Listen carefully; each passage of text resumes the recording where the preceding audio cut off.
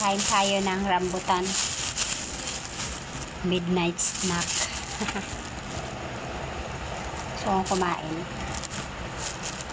Pagdating sa prutas, gusto kong kumain ng prutas. Paborito ko talaga yung except sa rambutan, papaya.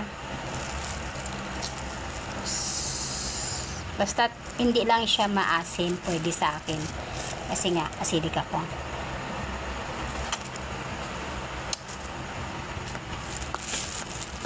Tamis siya.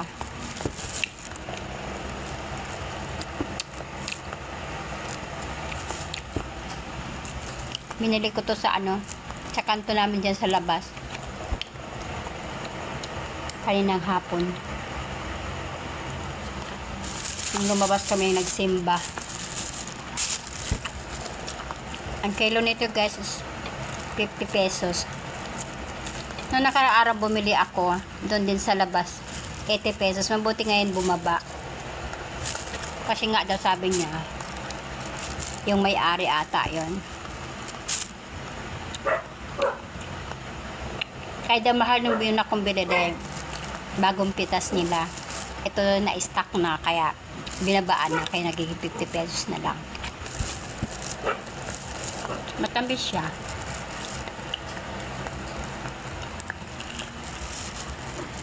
Kunti lang kinain kong kanin kasi na-expect ko kakainin ko ito. Gusto ko sana magluto ng kamote kaso bukas na lang.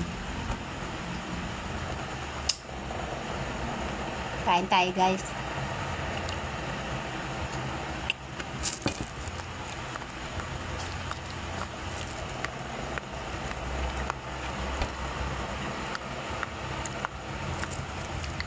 Maganda na dito banda sa labas namin, dun sa may unahan sa paradahan, may nagtitinda na ng prutas. Kasi kailangan din natin sa katawan yung prutas.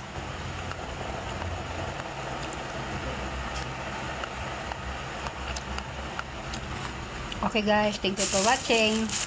Marami naman siya guys, yung kilo binili ko. Thank you. Salamat. Bye-bye.